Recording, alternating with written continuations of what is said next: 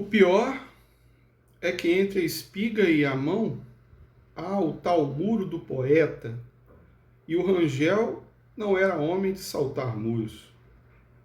De imaginação fazia tudo, raptava mulheres e destruía cidades. Mais de uma vez foi, consigo mesmo, ministro de Estado e fartou-se de cortesias e decretos. Chegou ao extremo de aclamar-se imperador, um dia, 2 de dezembro, ao voltar da parada no Largo do Paço. Imaginou, para isso, uma revolução em que derramou algum sangue, pouco, e uma ditadura benéfica, em que apenas vingou alguns pequenos desgostos de escrevente. Cá fora, porém, todas as suas proezas eram fábulas. Na realidade, era pacato e discreto. Bom dia, boa tarde, boa noite, pessoal. Este é o canal Literatura Voa. Eu sou o André Carneiro Ramos. E estamos mais uma vez aqui para falar sobre dois temas bem instigantes da literatura, que é a questão do duplo e também as transformações ocorridas nas grandes cidades a partir da transição dos séculos 19 e 20. Numa pegada europeia, nos vídeos anteriores tratamos do Edgar Allan Poe, em especial em seus contos O Homem da Multidão e William Wilson. E agora nós escolhemos o nosso maior escritor, Machado de Assis, para tratarmos da temática. E o conto que trazemos para vocês talvez não seja tão conhecido do Machado. Sabemos que existe uma lista aí de contos que devem ser lidos do Machado e que incluem Missa do Galo, Pai contra Mãe, Teoria do Medalhão, Homem Célebre, Cantiga de Esponsais, por aí vai. Aqui o conto se chama O Diplomático. Ele foi publicado no livro Várias Histórias, ele saiu em 1896.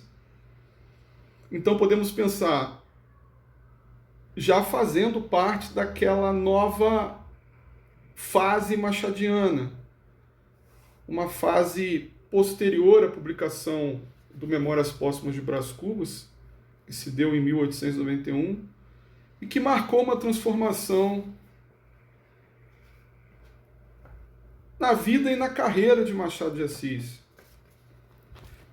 Muitos críticos atestam que ele deixou de ser o Machadinho e se tornou o Machado, com toda aquela potência crítica de vislumbre da alma humana e dos desvarios da sociedade e etc.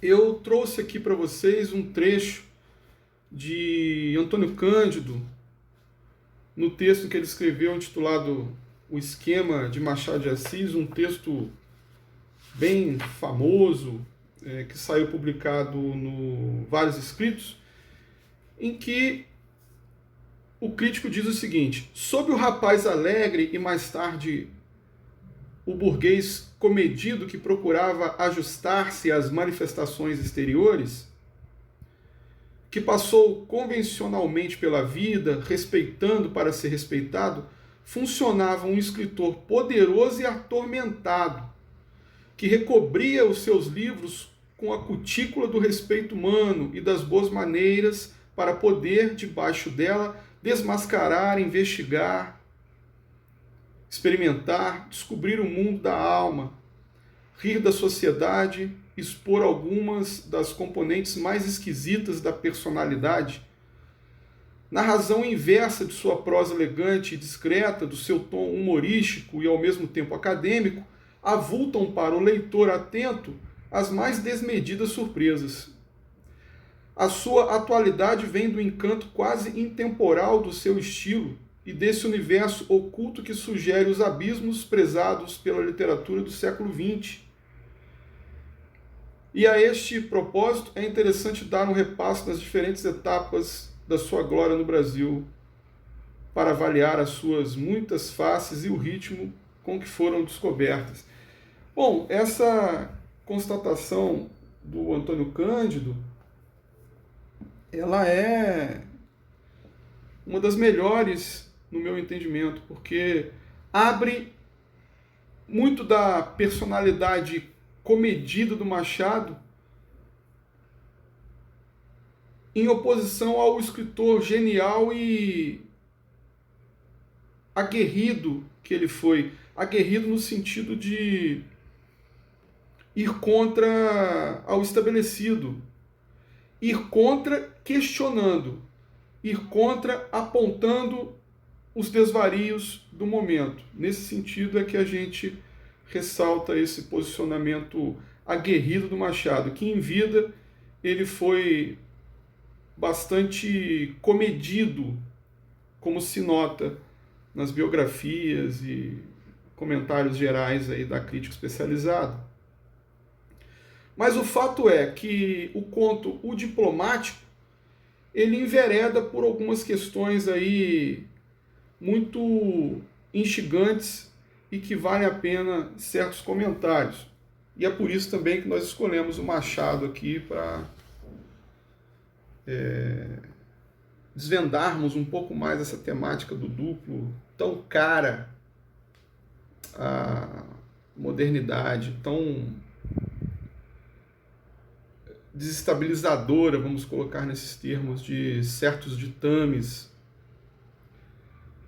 pré-românticos, por sinal. Aquela questão do tema da unicidade que era proposta pelo Renascimento e que depois foi intensificada no Iluminismo.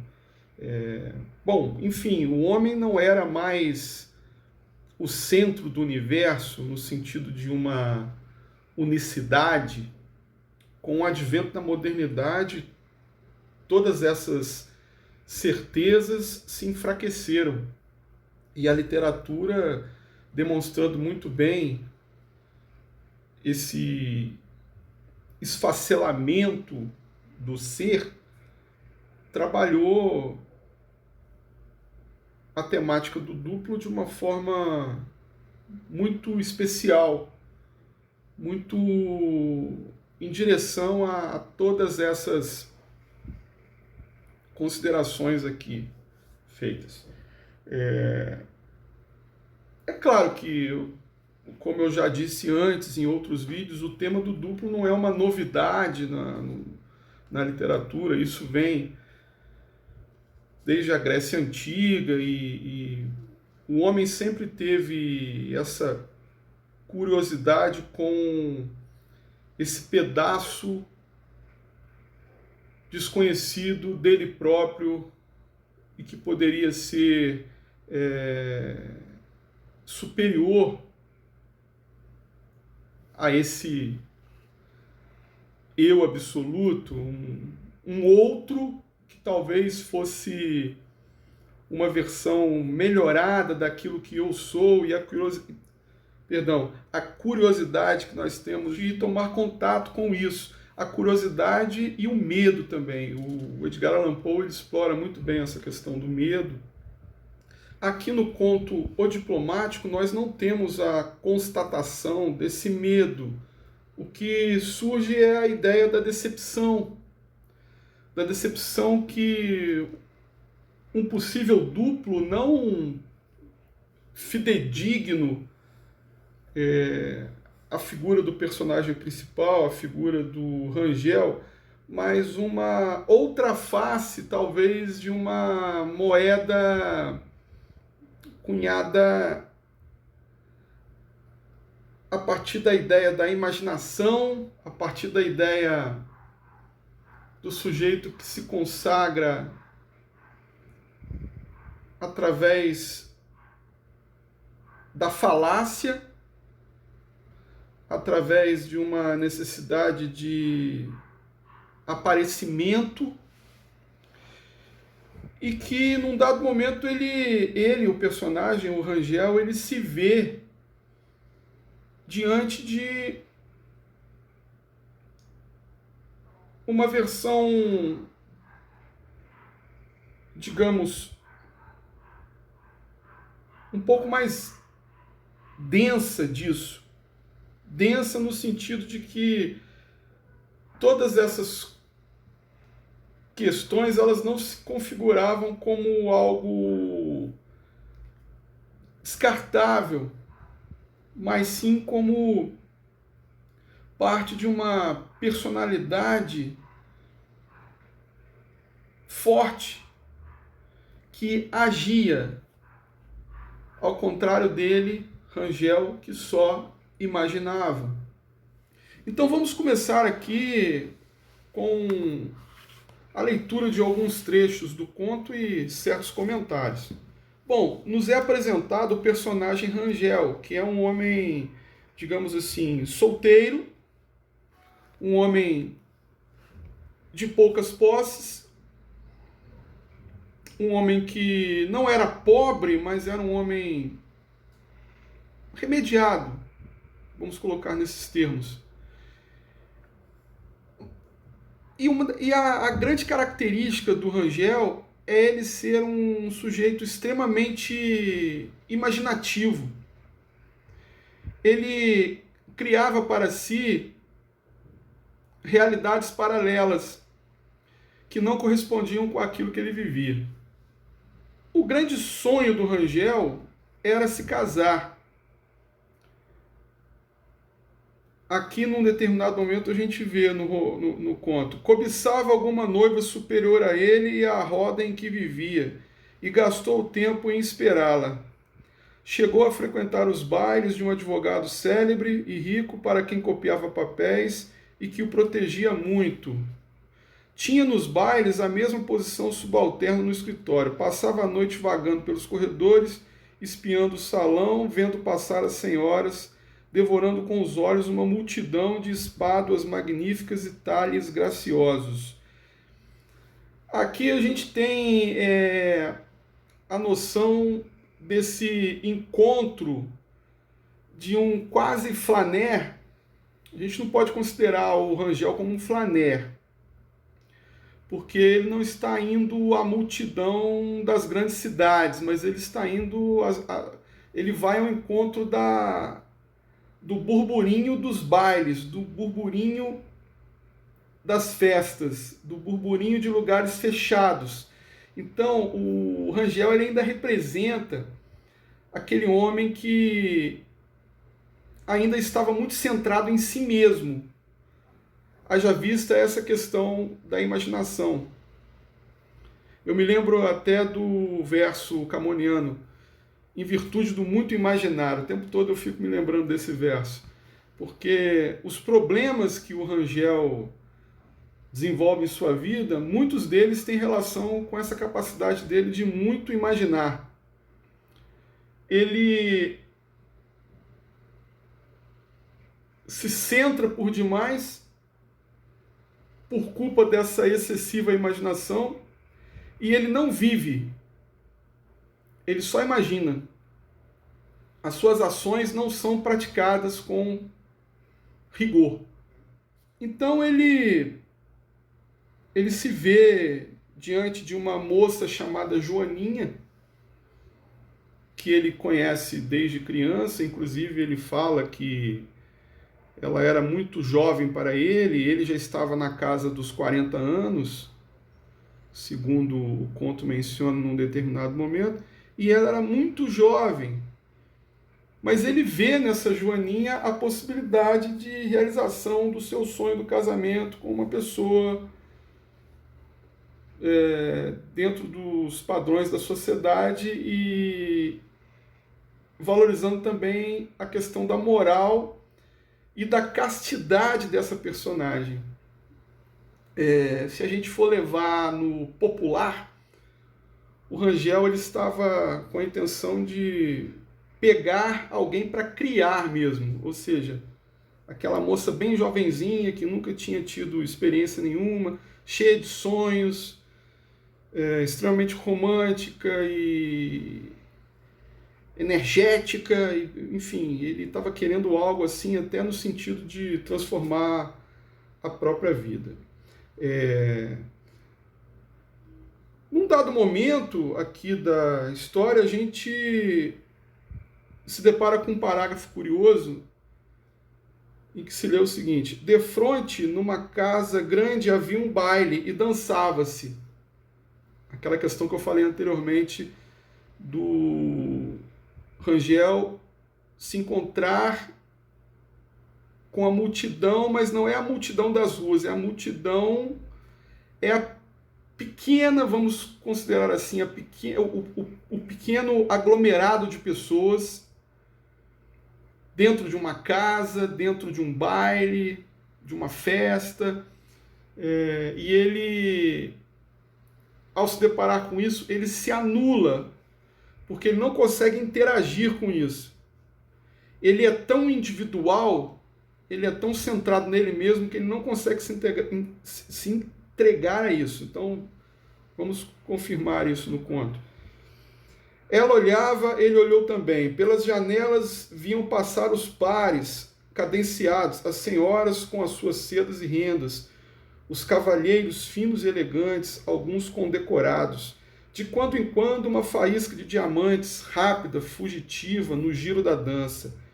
Pares que conversavam, dragonas que reluziam, bustos de homem inclinados, gestos de leque, tudo isso em pedaços, através das janelas, que não podiam mostrar todo o salão, mas adivinhava-se o resto. Ele, ao menos, conhecia tudo e dizia tudo à filha do escrivão, a Joaninha. O demônio das grandezas, que parecia dormir, entrou a fazer as suas arlequinadas no coração do nosso homem, e ei-lo que tenta seduzir também o coração da outra. Aqui a gente observa o seguinte: eles estavam do lado de fora dessa casa, ele, o Rangel, com a Joaninha, a observar a celebração que estava ocorrendo lá dentro.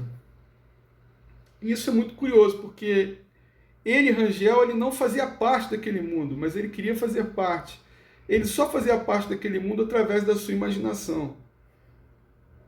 O demônio das grandezas, essa imaginação sempre estava por levá-lo a questões fora da sua realidade.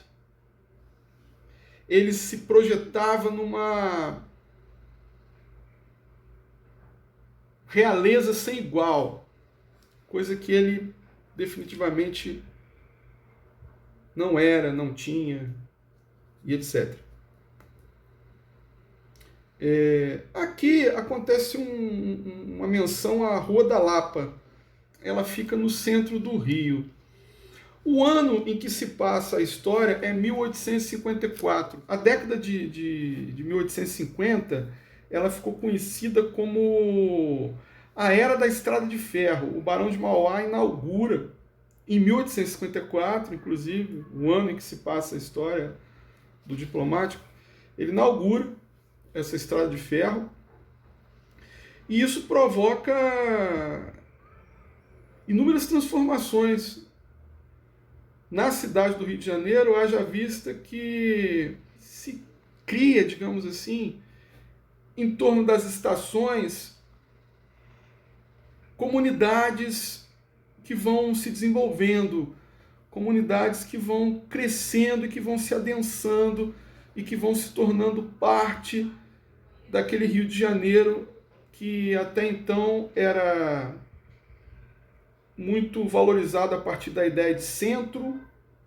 O centro do Rio era o grande catalisador de tudo, mas que a partir desse advento das ferrovias a gente percebe que os subúrbios vão adquirindo uma certa proeminência. E o Machado, ele sempre esteve muito atento a isso.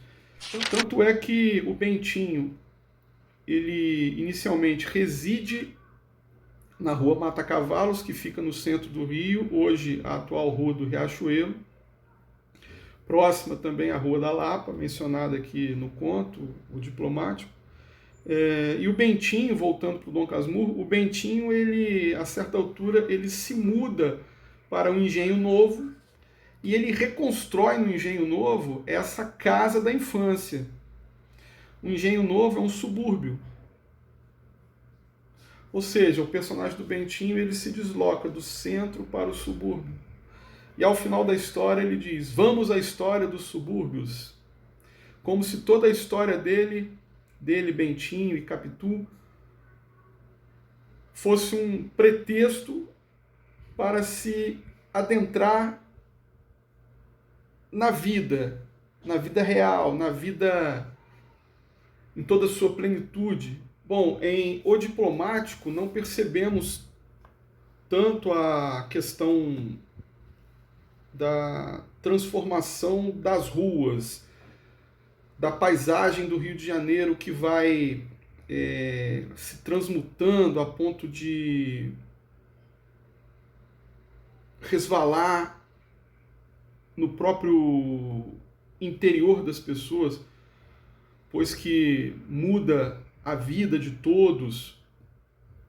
A gente tem aqui a ideia de todas as reformulações que foram feitas pelo Pereira Passos a partir de 1904 no centro do Rio.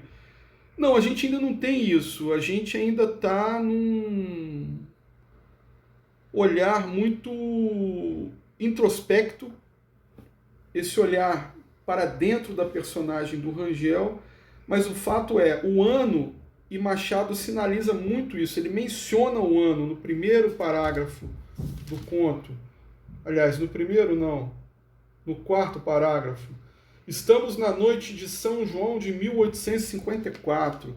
Então ele nos revela a importância do momento, do ano, para a história do Rio de Janeiro. Um ano em que a questão das estradas de ferro se adensariam por demais, gerando todas as transformações posteriores. Nós temos, inclusive, a música do Heitor Villa-Lobos, que foi letrada, vamos colocar assim, pelo Ferreira Goulart, né? E a poesia é muito bonita e revela um pouco dessa transformação aí que ocorreria e que deixaria profundas marcas. Então, diz mais ou menos o seguinte, né, a letra, a poesia do Goulart: lá vai o trem com o menino, lá vai a vida a rodar, lá vai cirando e destino, cidade e noite a girar.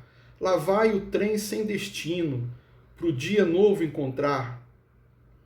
Correndo vai pela terra, vai pela serra, vai pelo mar, cantando pela serra o luar, correndo entre as estrelas a voar, no ar, no ar.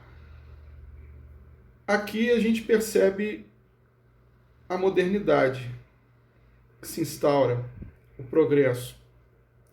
Mas é muito dicotômico a gente pensar que, ao mesmo tempo que esse progresso ele é bom,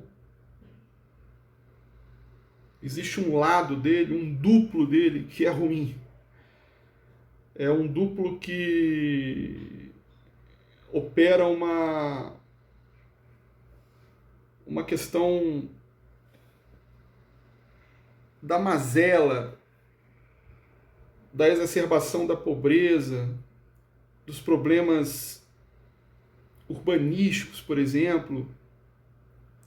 É aquilo que aconteceu na mencionada transformação promovida pelo Pereira Passos, em que os cortiços do centro do Rio foram dizimados e as pessoas foram obrigadas a correrem para os morros. Enfim, o progresso ele sempre traz benefícios, mas também uma grande onda de tragédias. Voltando para o conto, aqui nós temos então a constatação de uma tragédia pessoal, a tragédia de um homem que se anulou, que não teve coragem de ir além daquilo que imaginava para si.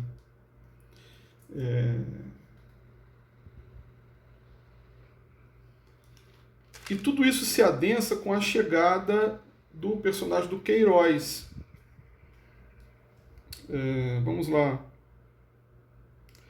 João Viegas foi abrir a porta, era o Calixto, acompanhado de um rapaz estranho, que ele apresentou a todos em geral. Queiroz, empregado na Santa Casa, não é meu parente, apesar de se parecer muito comigo. Quem vê um, vê outro.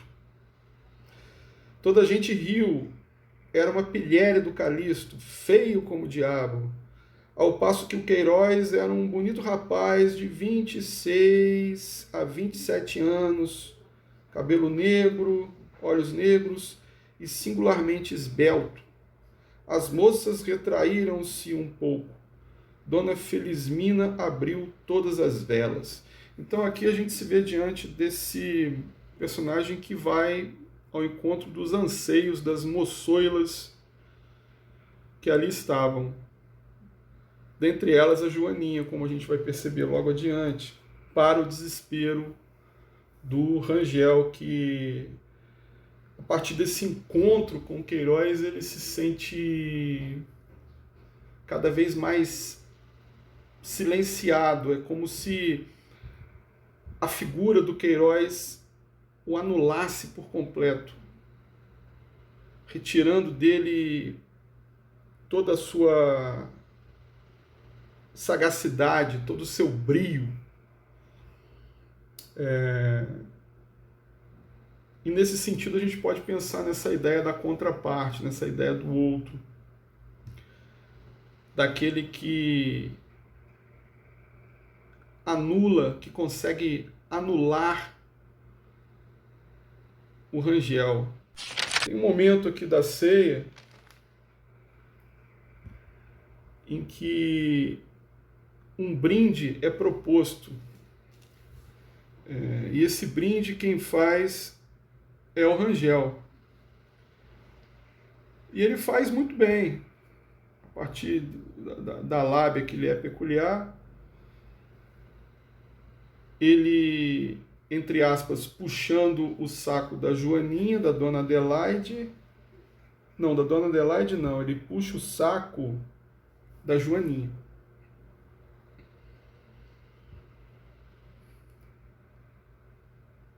Vamos lá.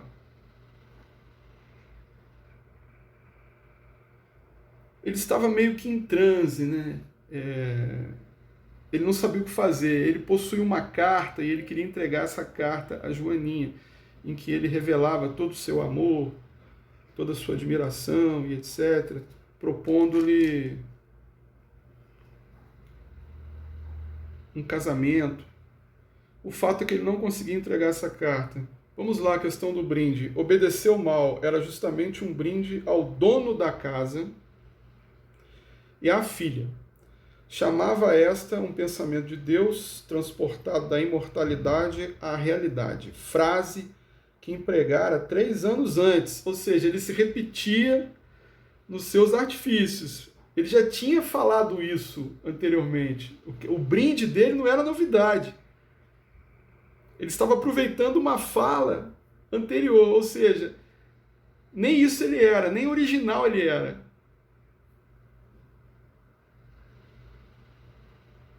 E devia estar esquecida. Falava também do santuário da família, do altar da amizade e da gratidão, que é a flor dos corações puros. Onde não havia sentido, a frase era mais especiosa ou retumbante. Especiosa, olha esse vocábulo muito bem empregado pelo Machado para dar uma noção de algo barroco, exagerado, a fala do Rangel totalmente artificial, vamos colocar assim, e não original. Ao todo, um brinde de 10 minutos bem puxados, que ele despachou em 5. E sentou-se. Aí entra em cena o Queiroz. O Queiroz, ele arrebenta com poucas palavras. O ilustre amigo desta casa, o senhor Rangel, disse Queiroz, bebeu as 2 pessoas cujo nome é o do santo de hoje. Eu bebo aquela que é a santa de todos os dias, a dona Adelaide. Ele puxou o saco da sogra, da futura sogra. Ele foi direto ao ponto.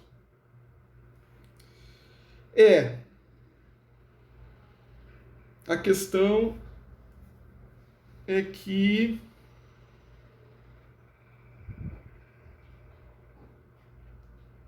o destino já estava sendo lançado ali, o destino de Rangel, Joaninha e Queiroz. Eles partem para um jogo de bingo e a Joaninha ela faz questão de se sentar ao lado do Rangel, por incrível que pareça. Porque ela gostava dele, ela o admirava. Ele era conhecido da Joaninha desde tempos imemoriais e tal. E ela tinha uma consideração pelo nosso protagonista, e vamos colocar nesses termos. E ele achou que isso pudesse representar uma esperança no coração dele. Então ele ficou ali tentando entregar a carta e não conseguiu. Não conseguiu, e ao final do conto a gente tem aí a constatação do já esperado, né? A Joaninha, ela se casa com o outro, ela se casa com Queiroz, e quem acaba como testemunha do casamento é o Rangel, para desespero dele. Isso aconteceu 6 meses depois. Então, o último parágrafo é bem representativo. Nem os acontecimentos, nem os anos lhe mudaram a índole. Quando rompeu a Guerra do Paraguai, teve ideia muitas vezes de alistar-se como oficial de voluntários. Não o fez nunca, mas é certo que ganhou algumas batalhas e acabou brigadeiro. Então aqui a gente pode pensar, né, na questão do personagem Rangel como aquele que tinha sonhos gigantes e ações nulas, enfraquecidas. E o Machado ele aponta nesse sentido a presença de uma camada da sociedade que se anulava diante do cultivo de fraquezas. A gente pode pensar assim, numa parte da sociedade carioca que vivia de passado, que vivia de especulações, de imaginações, de desejos, mas que não agia de fato para a concretização de tudo isso. Algo que a personagem, por exemplo, da Capitu, no Dom Casmurro, ela já caminha em oposição. Tanto ela quanto o Escobar são 2 personagens provenientes de uma camada mais baixa da sociedade, mas que ascenderam a partir de um esforço para que isso se realizasse, enquanto o Bentinho, o Bento, o Dom Casmurro, se manteve fechado naquela realidade impoluta ali, inquebrantável, segundo esses personagens a consideravam, e isso, nota-se, era um problema. Então a gente pode associar também o diplomático com todo esse questionamento posteriormente celebrado aí no Dom Casmurro, pelo Machado de Assis. Então, aqui a gente percebe, aqui no conto O Diplomático, a gente percebe o quanto a história tem uma relação muito próxima com essa questão do duplo e também, em certa medida, com as transformações urbanas do Rio de Janeiro. Claro que, nesse sentido, nós estamos, talvez, forçando um pouco a pena aqui, mas é porque, vindo da leitura que fizemos do Edgar Allan Poe e tendo esse tema na cabeça tão fresco, a gente consegue estabelecer esse contato. E o conto do Machado é extremamente plural. E o fato dele mencionar o ano 1854 é um dado muito importante nessa elaboração da reflexão do subúrbio, que começa a tomar uma ênfase aí na história do Rio de Janeiro enquanto cidade. Isso também foi muito desenvolvido pelo Lima Barreto. Inclusive, o Lima Barreto morava no subúrbio.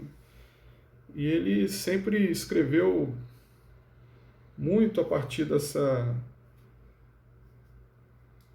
experiência que ele considerava como bastante frutífera. Enfim, eu gostaria então de finalizar o vídeo com essas reflexões. Nós ainda trilharemos um pouco mais esse caminho. O próximo conto que vamos trabalhar é o capítulo dos chapéus, do Machado também. E espero que vocês tenham gostado. E a gente se encontra no próximo vídeo, então. Literatura voa. Um grande abraço para todos. E viva a literatura brasileira, viva Machado de Assis.